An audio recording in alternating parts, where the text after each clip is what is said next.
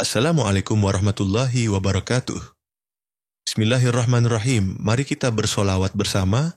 Semoga syafaat Nabi Muhammad SAW senantiasa menyertai kita semua. Allahumma sholli ala Sayyidina Muhammad wa ala ali Sayyidina Muhammad. Saudaraku, ada kalimat-kalimat yang sering kita ucapkan tanpa sadar, namun di sisi Allah, ucapan itu bisa sangat berat, bahkan mampu menarik murkanya. Lidah ini memang kecil, tapi kekuatannya bisa menjadi sebab datangnya azab. Subhanallah. Jangan pernah menganggap remeh apa yang keluar dari lisanmu. Dalam kesempatan kali ini, Tafsir Hidayah akan membahas beberapa ucapan yang bisa mengundang azab Allah, meskipun seringkali kita anggap biasa saja.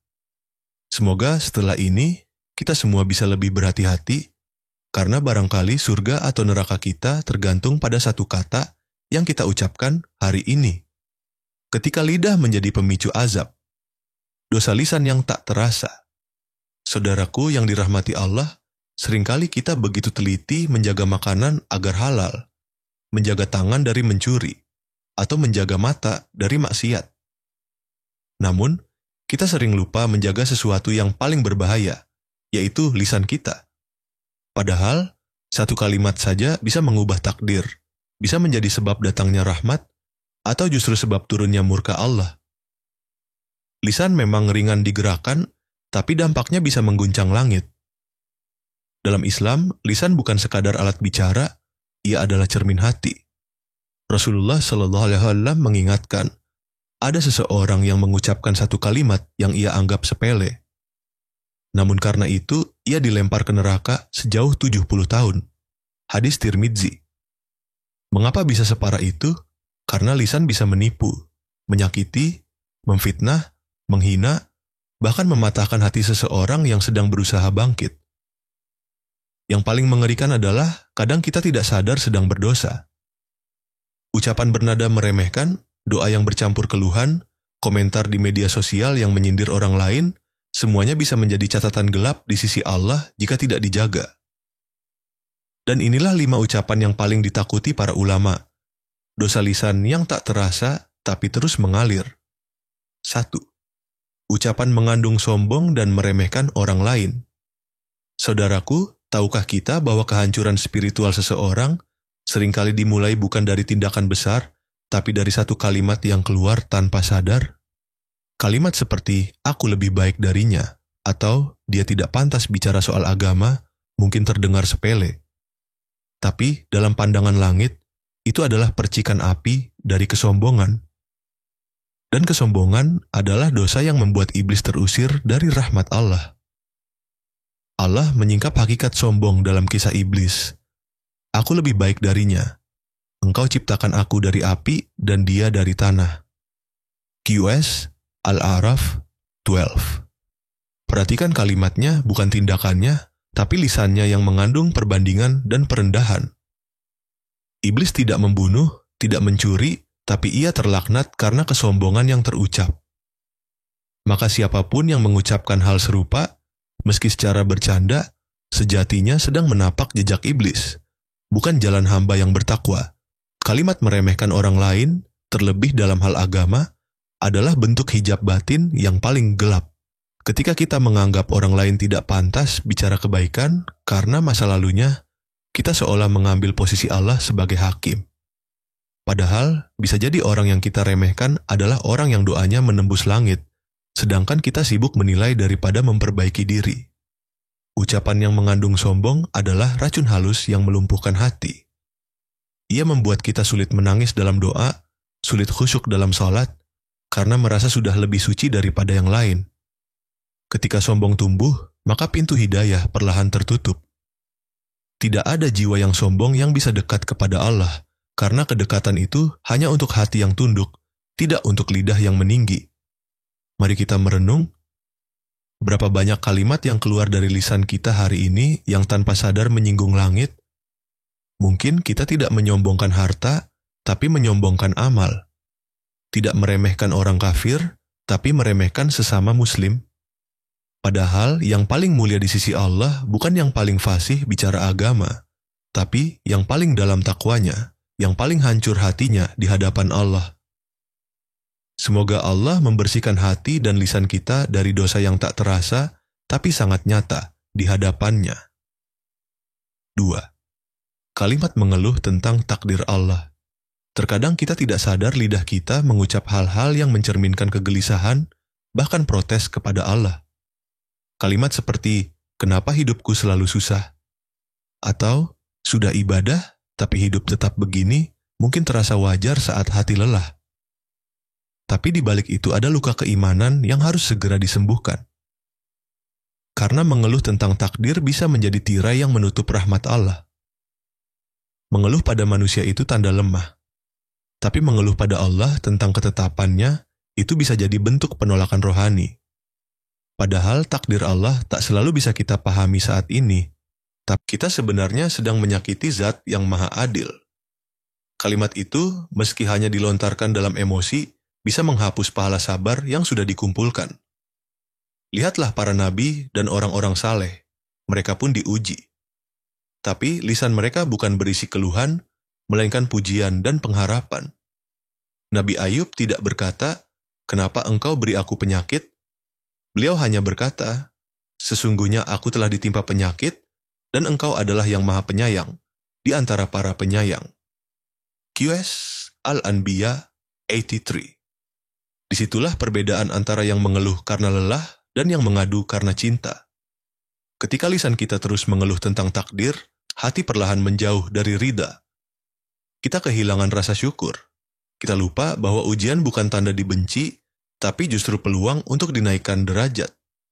Allah tidak mencintai keluh kesah, tapi mencintai hati yang tetap yakin walau diguncang musibah.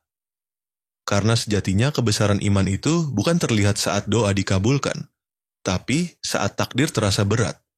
Namun hati tetap berkata, aku percaya padamu, ya Rabb. Saudaraku, mungkin selama ini kita merasa Allah belum mengubah hidup kita. Tapi jangan-jangan yang harus diubah adalah cara bicara kita kepadanya. Ganti kalimat, kenapa aku dengan ya Allah, tuntun aku. Ganti capek ibadah dengan ya Rabb, kuatkan aku. Karena Allah mencintai hamba yang ridha, yang meski air matanya jatuh, tetap memilih percaya. Semoga Allah ampuni keluhan kita dan ganti dengan kekuatan dan ketenangan dalam ridhanya. 3. Sering mengumpat dan mengutuk sesama muslim saudaraku, hati yang gelap seringkali mengumpahkan racun melalui kata-kata yang tajam dan penuh kebencian. Mengumpat atau mengutuk sesama muslim, seperti mengucapkan kalimat, biar saja dia mampus, atau semoga dia celaka, bukan hanya mencederai hubungan antar manusia, tetapi juga mengguncang hubungan kita dengan Allah. Ucapan yang keluar tanpa hak dan tanpa hikmah itu adalah cermin dari hati yang penuh amarah dan ketidaksabaran. Sebuah bentuk penyakit rohani yang sangat berbahaya. Rasulullah SAW mengingatkan kita dengan tegas bahwa mencela saudara seiman bukan sekadar dosa kecil, melainkan kefasikan yang serius. Bahkan beliau menegaskan, mencela seorang muslim adalah kefasikan, dan membunuhnya adalah kekufuran. IHR, Bukhari, dan Muslim. Betapa besar dosa yang terbungkus dalam kata-kata kasar yang kita anggap biasa. Padahal efeknya jauh melampaui perkiraan kita. Kata-kata itu bisa menyulut api permusuhan, memecah belah umat, dan memadamkan cahaya kasih sayang yang diperintahkan Allah. Lebih dalam lagi, setiap doa buruk yang keluar tanpa hak bukan hanya berdampak bagi orang yang menjadi sasaran, tapi bisa kembali kepada pelakunya sendiri. Allah Maha Adil dan Maha mengetahui apa yang tersembunyi dalam hati. Bila kita menyimpan kebencian dan mengumbar sumpah serapah, maka kita menanam benih kehancuran dalam jiwa kita sendiri. Ini bukan hanya soal akibat sosial, tapi juga azab rohani yang mengikis ketenangan hati dan menghalangi turunnya rahmat Allah. Sebaliknya, Allah memerintahkan kita untuk menjaga lisan dan hati agar tetap bersih bahkan terhadap orang yang menyakiti kita. Doa terbaik adalah doa untuk kebaikan meski terhadap musuh sekalipun. Karena hati yang penuh maaf dan kasih adalah ladang subur yang mendatangkan keberkahan dan limpahan rezeki. Rasulullah SAW sendiri memberi teladan tentang kelembutan dan pengampunan dalam menghadapi orang yang berbuat salah. Saudaraku, mari kita mulai dari diri sendiri Tahan lidah dari ucapan yang menyakitkan. Gantikan kebencian dengan doa dan kasih sayang. Jangan biarkan kata-kata kita menjadi jerat yang menjerumuskan hati ke dalam kegelapan. Jagalah lisan, karena dengan lisan itulah pintu-pintu keberkahan dan cinta Allah terbuka lebar bagi kita semua. Keempat, memainkan ayat atau hadis untuk lelucon. Dalam kehidupan yang penuh warna dan hiburan ini, terkadang kita tergoda untuk menjadikan ayat-ayat Allah atau sabda Rasulullah SAW sebagai bahan lelucon atau candaan. Misalnya, membuat meme yang menyisipkan kalimat suci atau guyonan sarkas yang melecehkan makna ayat dan hadis. Padahal, kalimat-kalimat suci tersebut adalah firman dan petunjuk langsung dari Allah dan Rasul-Nya, bukan sekadar bahan hiburan semata. Allah berfirman dalam surah At-Taubah ayat 65-66 bahwa orang-orang yang menjadikan ayat-ayat Allah dan Rasul sebagai bahan ejekan dan olokan akan menghadapi murkanya. Ini bukan ancaman yang ringan. Allah mengingatkan bahwa melecehkan kalamnya adalah bentuk penghinaan terhadap hakikat kebenaran yang kita sandarkan hidup kita padanya. Karena itu, sikap sembrono dalam memperlakukan ayat dan hadis bisa menjerumuskan ke dalam kekufuran bahkan tanpa kita sadari. Lebih dari itu, mempermainkan kalimat suci bisa menghilangkan rasa kita seolah-olah menutup pintu keberkahan dan rahmat yang ingin Allah limpahkan melalui firman-Nya. Sebagai hamba yang sadar akan kelemahan diri, sepatutnya kita menjaga kesucian kalimat Allah dengan penuh penghormatan.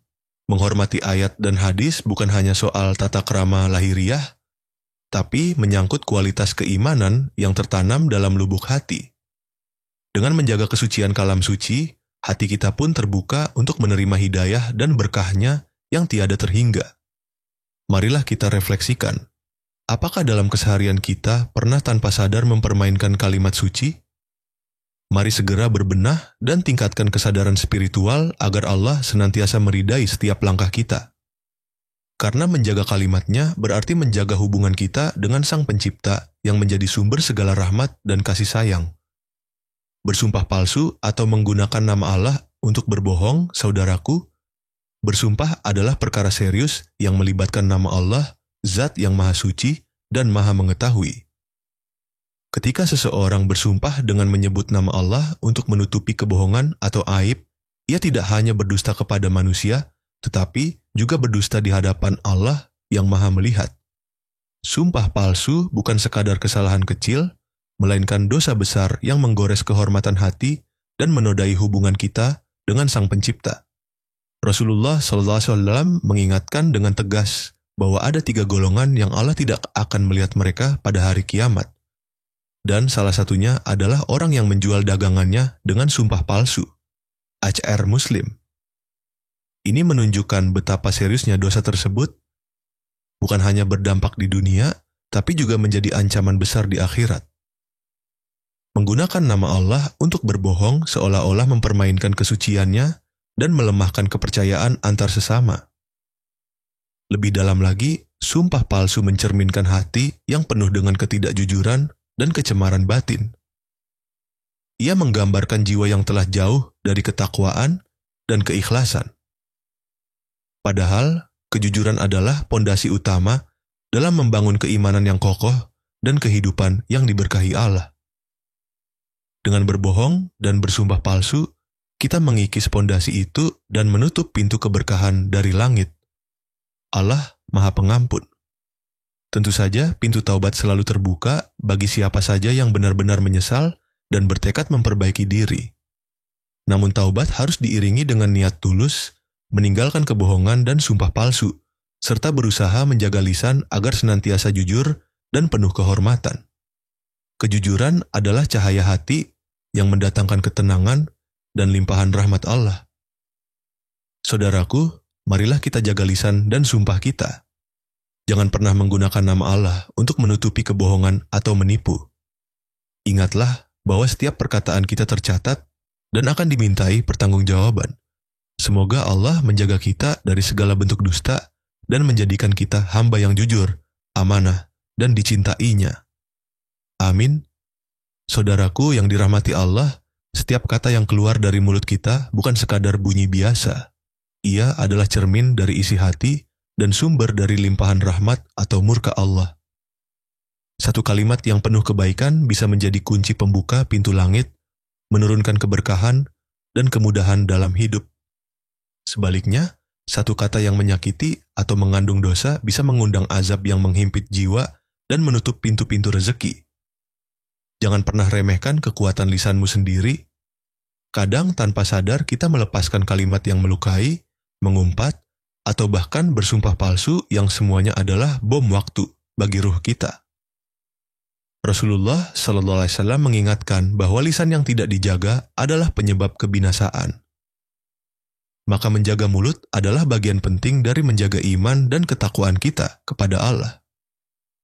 Renungkan dari 5 ucapan yang telah kita bahas, mana yang pernah kita dengar atau bahkan kita ucapkan. Itu adalah momen untuk muhasabah diri. Bukan untuk menyesal berlarut, tapi untuk memperbaiki dan memperkuat diri. Allah senantiasa membuka pintu tobat bagi hamba yang mau kembali dan berbenah, selama nafas masih di dada. Mari bersama kita panjatkan doa sederhana, tapi penuh makna. Ya Allah, jaga lisanku dari kata-kata yang membuatmu murka, dan jadikan aku hamba yang selalu berbicara dengan penuh hikmah dan kasih. Dengan doa ini, kita memohon pertolongan Allah agar lisan kita menjadi ladang pahala dan bukan sarang dosa. Terakhir, jangan lupa untuk like, share, dan subscribe video ini agar pesan yang penuh hikmah ini